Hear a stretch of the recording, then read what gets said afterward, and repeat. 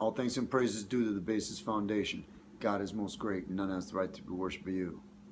Yeah, it's Stepdogg the Hip Hop Prophet here, and I'm here with the next video in the YouTube series, and the name of this video is The Book of Revelations Revealed, Part 6, to the Church of Smyrna.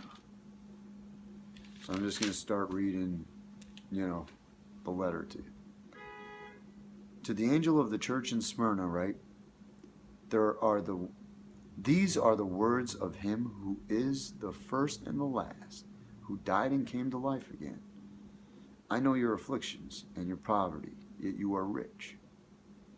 I know about the slander of those who say they are Jews and are not, but are of the synagogue of Satan. Do not be afraid of what you are about to suffer. I tell you, the devil will put some of you in prison and test you, and you will suffer persecution for 10 days. Be faithful, even to the point of death, and I will give you life as your victor's crown. Whoever has ears, let them hear what the Spirit says to the churches.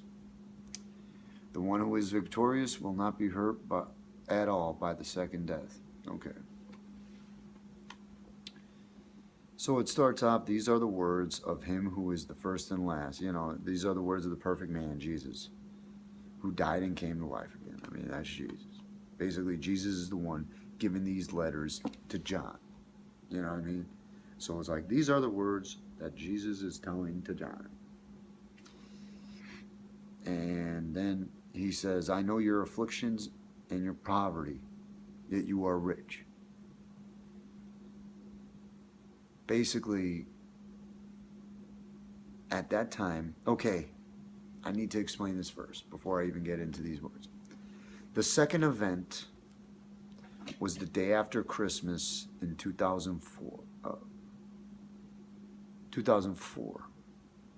And that was the day Reggie White was murdered by the Antichrist Michael Jordan. At the same time that Reggie White died, the tsunami of 2004 hit, Thailand and all that. So basically, because the Antichrist killed one of God's prophets, because Reggie White was absolutely a prophet, there's no doubt in my mind, just by knowing some facts about him. And even during that time, like, I was a Green Bay Packer fan, and when he went to the Packers, I definitely became a big fan of Reggie White. I already knew about him, but when they got him, I was like, hey. And after that, there were times where I seen him on the news talking about God and Christianity and all that stuff. So, I knew about Reggie. So to realize that he was a prophet, was no surprise to me. But his death was the second lampstand, the second church, the second event, the second significant event, and also the tsunami. Basically, with the tsunami, God was showing the whole world, you want to kill one of my prophets? That's what I'll do to you now. Because, it's time for God's wrath. So basically, by killing Reggie White the way the Antichrist did, 200,000 people got killed by God. And God struck Asia, a part of the world where the godless are, where people don't believe in God the Almighty. So, that's what this event revolves around. Now, basically, at that time when that occurred, I was living at my brother's house in Richmond, and I was in a bad way financially. There's no doubt. And also, I was just struggling. I mean, that's when I used to hang out at Hooters and stuff. And I still remember there was a Hooters right down the street from where my brothers lived, which was probably by design. And what was I going to say? There was a teenage girl that was waiting on me there. And, I just moved there like maybe a month or so ago. So it's like I didn't know her well. And she just decides to all of a sudden say to me, what did she say? Oh, my boyfriend's really into the devil. And I'm thinking to myself, you don't even know me. Like, why are you saying something like that to me? But at the same time, those were the type of afflictions I was going through. My family and my mother and everybody else, they made sure that I was surrounded at all times and that I had people watching me no matter where I went, especially with women. Because as I get into the book of Revelation, you're going to start to understand why my first seed, my first son, is like very significant to my mother. But I haven't gotten into that yet because that's for later sections. But obviously I was still going through it with the Illuminati all over my back. But then he says, yet you are rich. Now, the reason Jesus felt that I was rich is because the night before, you know, I watched The Passion of the Christ. And actually, me and my brother were supposed to watch it. And that's kind of when my brother exposed himself a little bit. Because instead of watching it with me and having me explain it to him, he took off. You know, he went out. Even though he's the one who paid for the movie. And it's like, the whole plan was to watch it with him. I already saw it. I didn't need to see it. But Jesus knew I was rich. Because I already knew that Jesus was a Christ. Jesus was not God. And that Jesus experienced the rainbow body. I already knew about the oscillating universe. And I already had a really good understanding of God.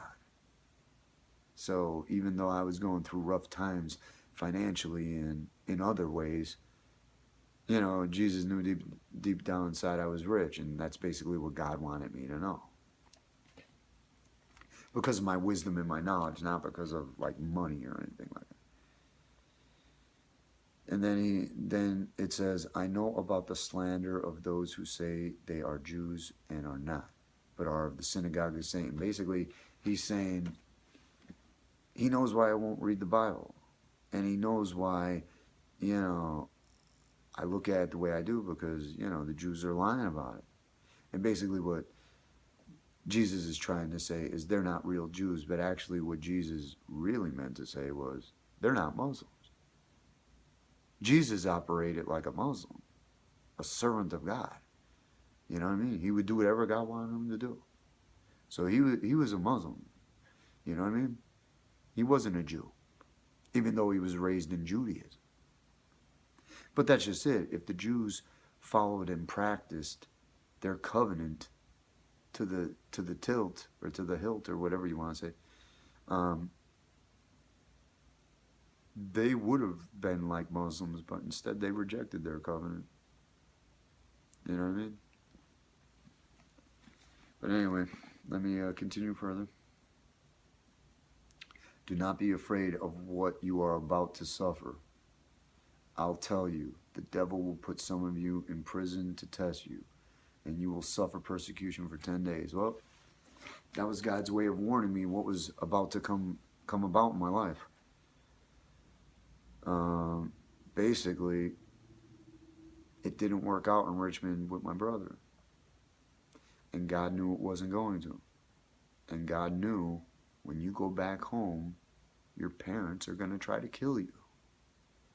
First, they're going to try to like imprison you in their world, not in prison. Because my mother didn't want me to go to jail. Because she knew, well, if he goes to jail, he's going to read the Bible or something. And that's bad news. That's bad money for her. So she didn't want me to go to jail, but what she wanted me to be was trapped in her world, trying to convince me to get jobs where she wanted me to get them, hang out with people that she wanted me to hang out to. She had friends. Well, I shouldn't even say they were friends, but she had people that I used to hang out with years ago approach me and try to want to hang out with me again and whatnot. And, you know, then she tried to poison me and kill me a bunch of times. She had other people try to poison and kill me. I mean, there was all kind of craziness going on. And God knew that was going to happen. And the 10 days of persecution that I experienced was, my mother exposed herself as a servant of the devil on December 15, 2008. And basically from December 15, 2008 until Christmas Day 2008, oh, they put me through it. You know what I mean? Because I had no clue that my mother was a servant of the devil like that. And then I started realizing all the stuff that they did behind my back in my life and all this stuff. And yeah, those 10 days were, I was just like, wow. And oh yeah, they were, my mother was putting me through it. So those are the 10 days of persecution that Jesus was talking about. And I wrote about that in the book Prior Knowledge. It's the first 4 chapters. You know what I mean? The moment of total realization and those first 4 chapters. And those first 4 chapters just explain the first day, really. But yeah, I went through for them 10 days. And basically, then after that it says, be faithful even to the point of death, and I will give you life as your victor's crown. Well, basically, I wouldn't back down from them. Once I found out about my mother, it was like, all right, well, now that I know, now you have to kill me. And I'm not going to make it easy for you. And I hate to say it, but it's really the only time where instead of wishing I was dead, I actually was like, I want to live because I don't want them to get away with this. And that's the whole point of that. You know what I mean? I stayed true to God. There were times where I was like, well, if God wants me to survive this, I'm going to survive this. If God doesn't want me to, I'm not going to. I didn't know about the power of prayer at that point, but, you know, I still was like, you know, I was definitely, you know, relying on God. And basically,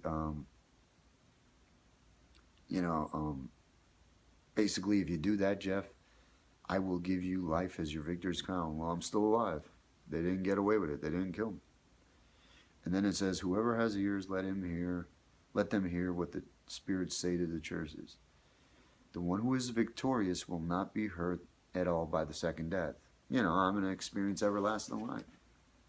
I'm not going to go to hell, and I'm not going to die and go to hell. And then when God destroys hell, I'm not going to die the second time. That's the second death. Like when at the end of the story, God destroys hell, that's the second death for everybody who's in hell.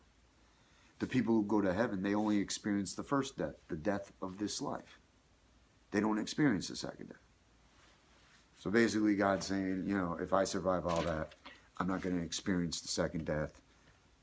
And God was right, because then I went to prison and I learned the golden rule. And that is to the church in Smyrna. All thanks and praise is due to the Basis Foundation. God is most great. None has the right to be worshipped but you.